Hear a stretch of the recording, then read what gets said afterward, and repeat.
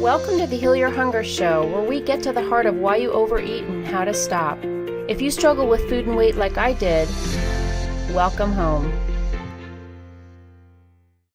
Welcome everybody to the Heal Your Hunger Show. So happy to have you here. It is a great day to be alive. There's so much hope in the air. We've just cleared the beginning of spring, which is super cool, and it's only going to get better from here. So I feel so good. And if you're here for the first time at the Heal Your Hunger Show, it's going to get better from here too, because guess what? What we talk about here are all the reasons why we eat and all the ways we can stop eating that have nothing to do with diets, okay? Have no fear. There are no diets here. So, chances are if you've been struggling with food and weight for any length of time, you're just like fed up. Enough already, enough dieting. And yet you get seduced, right? I know you do. I know you're like, oh no, this sounds good. Let me try this. And then 2 weeks later, back in the same old hole. So at the Heal Your Hunger Show, I like to dig into some topics that have nothing to do with food, because the truth is this is a living problem, not an eating problem. I'm going to repeat that. It's a living problem, not an eating problem. It's not about the food. It's not about the food. So that's what I talk about here is how can we live differently?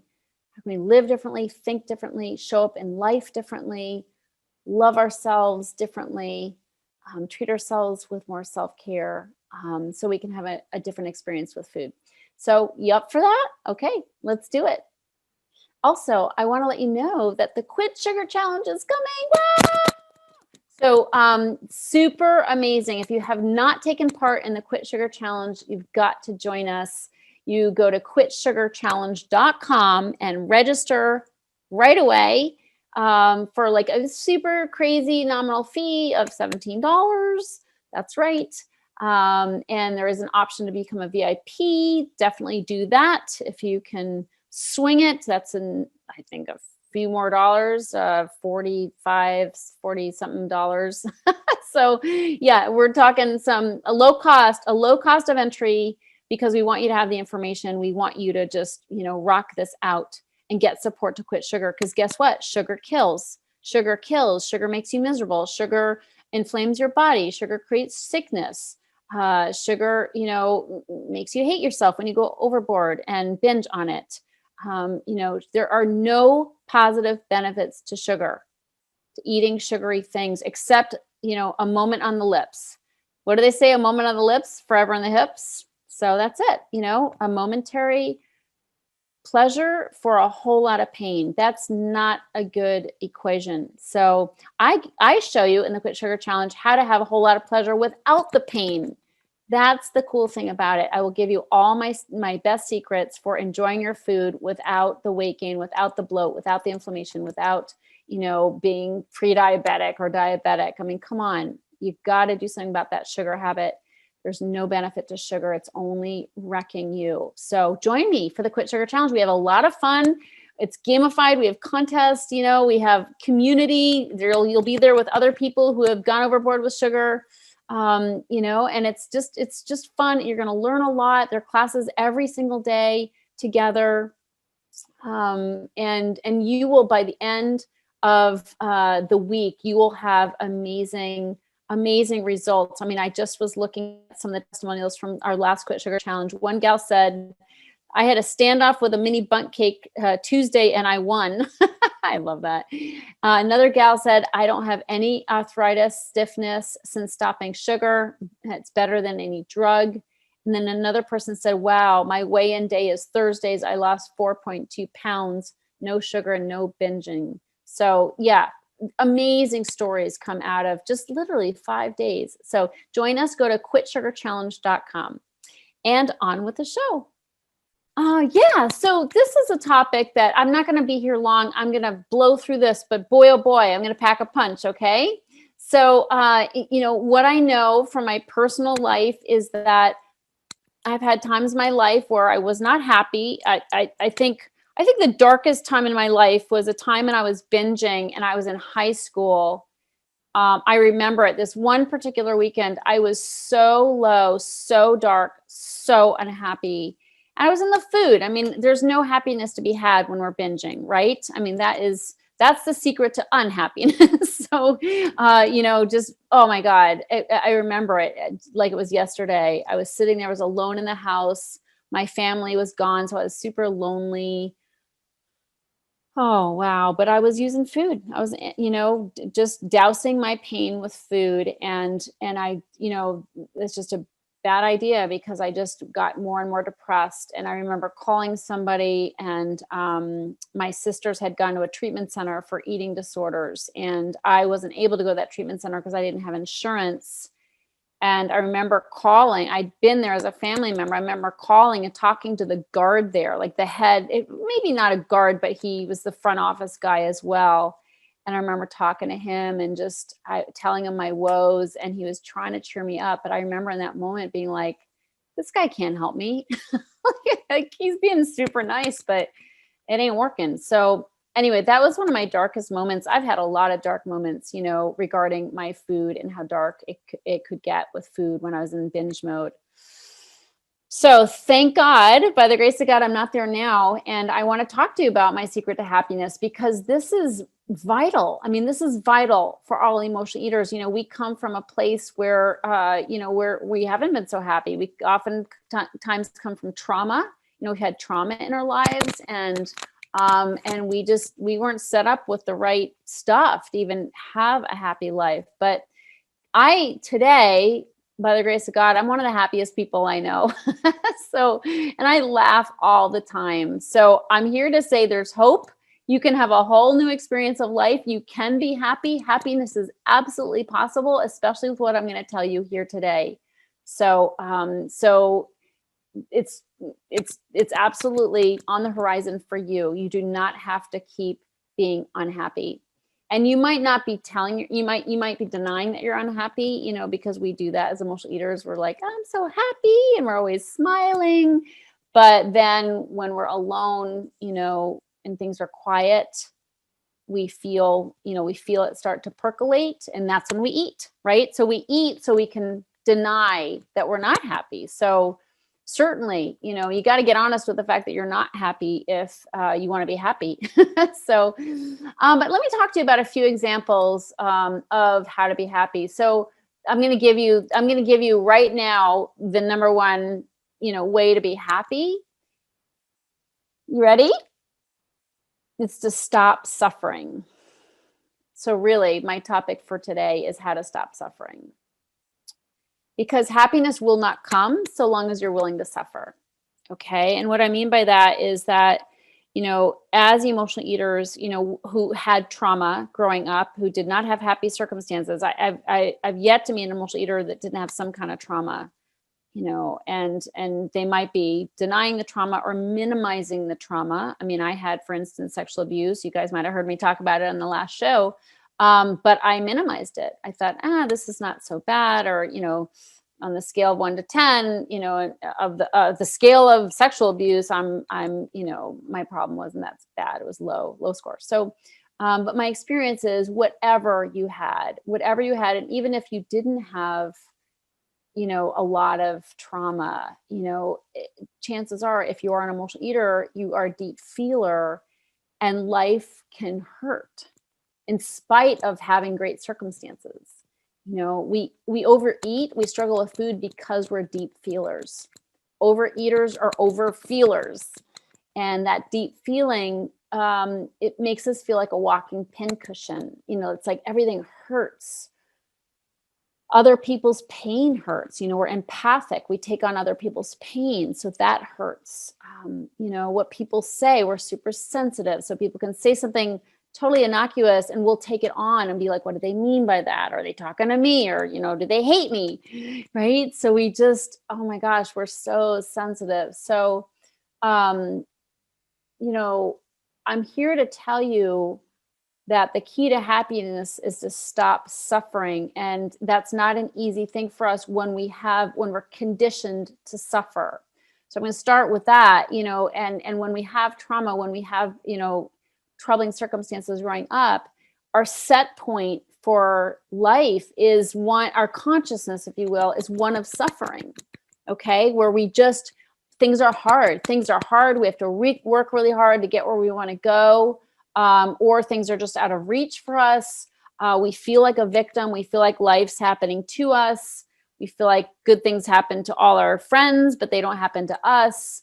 Or we just, perhaps good things are happening, but we're working our little tushies off and we're exhausted and worn down on account of it. So either way, we have a consciousness for suffering. And you might be thinking, Tricia, that's a bunch of hooey. Like, I don't have a consciousness for suffering, and that's okay. Just hear me out. Okay. Just hear me out, because it's more common, than people realize. And it's not an easy thing to admit. And I don't know that I would have admitted it, but I see it now in hindsight. I see that I had a consciousness for suffering. But I also was blessed with this little sweet, beautiful little light inside that never went out. Okay, a little flicker. It was a little beautiful flicker. I'm getting the chills talking about it. We had a boat growing up called Flicker. That's right. And it was a spiritual reference, I'm sure, because the boat was built by a famous minister called Dr. Harry Emerson Fosdick. And he was a minister in the Northeast. And he was actually one of the early supporters of Alcoholics Anonymous. And for anybody who's in AA or in a 12-step program, the big book of Alcoholics Anonymous references this very man, Dr. Harry Emerson Fosdick. And because he was a well-known orator and minister, Protestant minister, and they sought his endorsement early on in Alcoholics Anonymous, the early people or leaders of Alcoholics Anonymous. So anyway, that's a total digression, but I brought it up, it popped into my mind because this boat that Dr. Harry Emerson Fosdick built, he had it built because he owned an island in Maine called Mouse Island. He had this boat built to take him to Mouse Island, to his island. And he called it Flicker. And we, as a wooden lobster boat that was not used for lobstering, we as a family, my family, bought the boat, a little 26-foot, wooden old boat. It's old boat, but we bought it as a family boat. And that boat brought me so much happiness, and I had a colorful imagination as a kid. And so I kind of befriended the boat. I made the boat kind of a anthropomorphic being, and I talked to it and I befriended it, and I just had this relationship with this boat because I needed it. I clearly needed that support. I did the same with my dog. I was really into my dog. I wanted to marry my dog. Okay, truth be told, I wanted to marry my dog, but my dog brought me a lot of comfort as well. So, oh my goodness, so of course, but anyway, not really. So that boat brought me happiness because it brought me connection. I created a sense of connection from that boat. And it was also a really sweet connection with my dad too, because my dad was a yachtsman, and this was our little family boat that we had prior to his buying a sailboat. And but it was a sweet time with me and my dad because I was his little first mate on the boat. And so we had a lot of excursions together, and I cleaned a lot of bird shit off the top of that boat. That was my job as first mate. So I did a lot of mopping up of really, really gross stuff on that boat, but I took such pride in my role. So I'm just walking down memory lane here at this point. I'll get back on track. So the key to happiness, my secret to happiness, is to stop suffering. And my point about our childhoods, I just told you some really happy parts of my childhood, but there were dark parts as well. I had sexual abuse, as I discussed on the last podcast episode. And, I was an emotional eater, and I felt very lonely. I had deep, deep loneliness. And my whole family was suffering. We were all suffering. We all had quiet secrets. We all had secrets, and we all had shame, of some kind. I don't know if my mother did so much. She was a lot more well-adjusted to life, but anyway, we all kind of carrying our burdens, which is normal. I mean, people do it because they don't know what else to do but that's how it was with my family. And it just so happens that my sisters and I buried our issues with food. We were all emotional eaters. So I say all this because I had a consciousness of suffering, and I also had a flicker inside of me, a flicker, which is my divine spirit, that saved me from a lot of suffering, because that flicker was bright enough and strong enough to tap on my consciousness and say, this isn't right here. This is not right. And so to give you an example, I went to this camp growing up in Maine. You guys know Maine's a big part of my life. I went to a camp in Maine that my sisters went to, and it was very austere. It was an 8-week camp, if you can imagine. I mean, how ridiculous, a 12-year-old going to an 8-week camp. I missed my parents so much. I was so homesick. So I go to this camp, and we had to wear uniforms. That sucked, because when you're a fat girl, you know, the uniform was so ugly on me, so ugly. I was a fat girl. So I just was like roly-poly, and the outfits were terrible style. So we had to wear this uniform. Plus, we couldn't eat any sweets. They didn't allow us to eat sweets. So you can imagine how miserable that would have been for an emotional eater, that you're denied for 8 weeks sweets. In fact, they controlled how much sugar they'd put on. Like, they'd allow us to eat sugar, but they put the sugar on our cereal. So oatmeal, for instance, like they'd serve you, you'd have a bowl of oatmeal. There would be brown sugar, but you'd have to get one of the camp counselors to put brown sugar on your oatmeal. Now I'm getting a little resentful here. So I'm coming up with some like, that totally sucked. And it did, because I, of course, wanted more brown sugar than they would put on my cereal. So bottom line is, I did not like this camp. You couldn't eat sweets. You couldn't eat sweets. And of course, then they had this rule that you can eat sweets only on the parents' weekend, when the parents came to visit in the middle, after 4 weeks. So the parents bring you all this junk food, and you have only that weekend to eat it. Oh, that's healthy. Oh, go ahead and binge your brains out all weekend while your parents are there on all the sugar they bring you, and then it's taken away from you. Or I buried it underneath the tent. So I tried to bury my sweets underneath the tent. Didn't work out. I did not go back and get them. They were overrun by varmint. So anyway, I can't believe the things I'm bringing up here today, but the point is, I did not enjoy the camp. That's the bottom line. I did not enjoy this camp. I was homesick.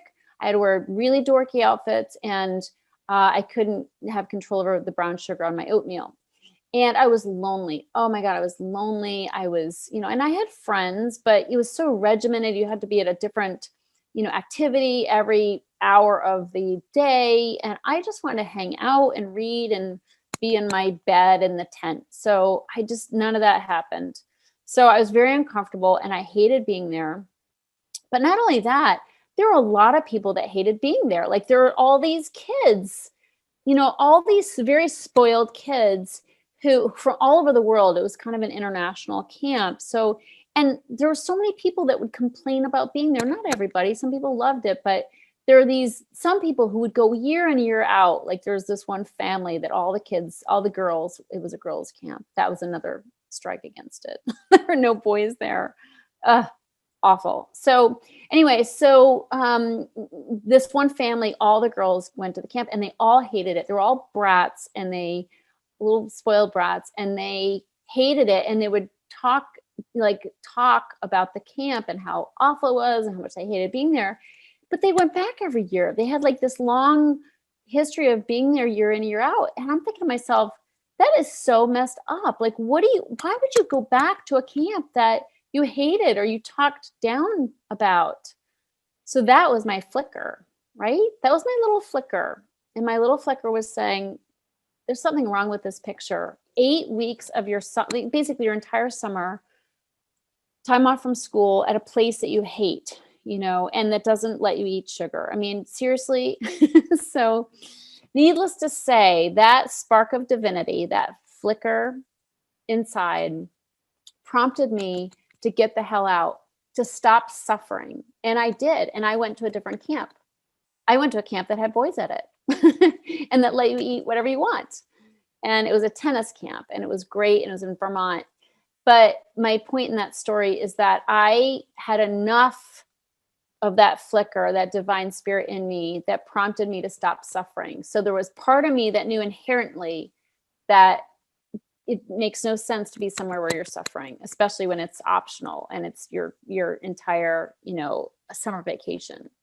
But that's an example. Okay, that's a very, maybe a silly example, but that's an example of having that spark of divinity inside, prompting you to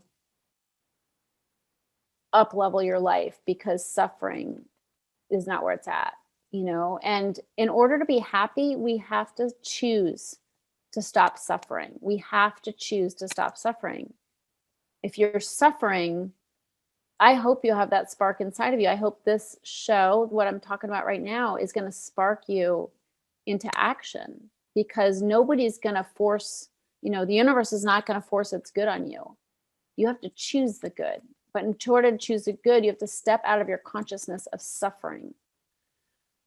And that's not an easy thing to do, because if we have a consciousness of suffering, we're just used to suffering. And so we just settle with suffering.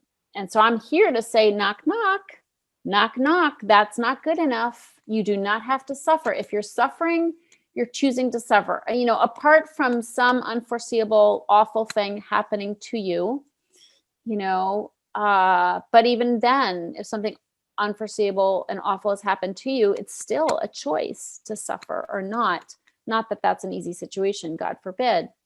But you get my point. We all get to choose. We all get to choose. And if, apart from that, also, if you are in a relationship that's not working anymore, if you're married to a rager or an alcoholic, or a raging alcoholic, or, somebody who treats you badly and you're putting up with it and you're trying to see, how you can get through it.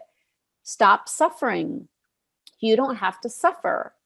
In my own marriage, I was suffering. I mean, nobody just up and leaves their marriage, right? Come on. You suffer for a while, sometimes years, if not decades, which is very sad. It's very, very sad. So I'm here to say, stop suffering. In my marriage, when I would suffer, at some point I was like, enough, I'm not going to suffer. And it was not like it was so bad. My husband was very loving, but I needed to move on. And when I didn't move on, I suffered. Anytime we don't follow our heart, anytime we're not listening to our divine spirit, to our flicker, we will suffer, okay? If you're overeating, if you're continuing to diet and fall off your diet and diet again and fall off your diet again, and keep looking for diet hacks, I mean, it goes on for decades, right? Stop suffering. Stop doing that. You don't have to suffer and struggle with emotional eating. There's a way out, it's what I teach in Heal Your Hunger. I teach a very specific system that has nothing to do with diets for how to overcome emotional eating. If you're not overeating, you automatically lose weight. It's part of it. Stop overeating and you won't gain weight anymore, and you won't be uncomfortable in your body, and the weight will come off. Not instantaneously, like a quick fix diet, but it's a great long-term strategy. But the point is, stop doing what you're doing. Okay, that's my point here. Stop doing what you're doing. Stop suffering. Look through your life. Where are you suffering? And if suffering is too hard a word, where are you uncomfortable, and where are things not changing? If you can make a change so that it gets more comfortable, so that it's not a suffering situation, do it. Make the change. If you're in a situation that is a dead end and nothing's going to change until you change or get out, do it. Stop suffering. I know too many people who just suffer, and they think it's somehow, admirable, or they're somehow it's what they're supposed to be doing. But that's how we feel when we have a consciousness of suffering. When our whole life has been hard, we're just used to that. And I'm here to say, do everything you can to change your consciousness. Okay, do everything you can to start understanding that that's not okay. I interviewed Perry Power the other day on my show, the one about sexual abuse. And this guy is 26 years old. He's already successful. He's owned fitness centers before. I mean, I'm like, Perry, how old are you? After I heard all the things he's done with his life. He's an actor. He's, writing a screenplay. He's going to act in it. He's a really cool guy. But he's choosing happiness. He decided to stop suffering. He was sexually abused, as a kid. And he broke his silence and he started talking about it. And then he started learning from people who are successful and people who are breaking out of their suffering, people who are thriving in their life. He started learning how to stop suffering. It's not like it comes easy, but be around positive people, choose positivity. Listen to positive people. Start talking positively. Get rid of people who are negative and complaining. Read books that are positive. Get heavy into personal development. That's what I did early on in my life. I was listening to Zig Ziglar and Brian Tracy and Les Brown, the best of the best. These guys are awesome. That's how I spent my 20s. I wasn't out partying. I wasn't dating. It was very boring on the one hand, but on the other hand, it was awesome because I spent my 20s learning personal development and learning about having a money mindset that's prosperous, and abundant. And I learned about spiritual principles and I just was hungry for information. I love meeting young people. Young women come into my program sometimes, it's usually older women, but younger women will slip in there. And I just love these women because they're hungry for personal development. They want to improve their lives and they know it's about changing what's between their ears, so do everything you can to surround yourself with positivity. Don't shrug your shoulders and say, oh, well, I guess that's how it is. That's BS. Anytime in your life you have the opportunity to change and improve and up level and start creating a life that is happy and joyous and free, healthy, wealthy, and wise.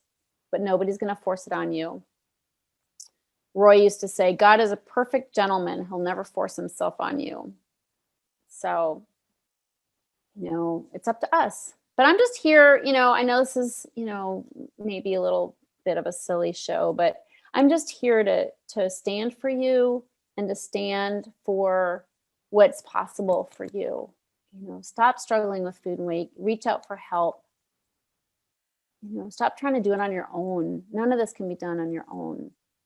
I get help with everything. I have a lot of support. I reach out to friends and I am a friend. I just got off a Zoom call with a friend who had a problem and wanted my input. And it was wonderful. I love helping. I love helping my clients and watching them blossom and grow. I'm in the flow. That's my secret to happiness. Stop suffering, get in the flow, and do everything you can to, just grab a hold of positivity and change your consciousness. So that's, when you change your consciousness, you don't put up with negativity anymore. One of my clients today was saying, what do I do about friendships I've had in the past that no longer serve me? And I said, hallelujah, you've up leveled to the point where you don't want these negative, crabby, complaining people in your life. That's awesome. You've changed your consciousness and that no longer works for you. Hallelujah. So that's what it takes. Anyway, this is just a little talk. Hopefully it's knocking on your consciousness. You deserve to be free. You deserve to be happy. Stop suffering. Stop settling for a marginalized life, a marginalized relationship, a marginalized body, a marginalized job, a marginalized place to live, marginalized clothes. Stop suffering. Okay, that's it. I love you. Join the Quit Sugar Challenge. That's a great way to stop suffering. QuitSugarChallenge.com. I love you. I love you. I love you. I'll see you in the next show. Bye. If you enjoyed this podcast and want to get free support, insider health info, exclusive invites to events, and more, visit healyourhunger.com.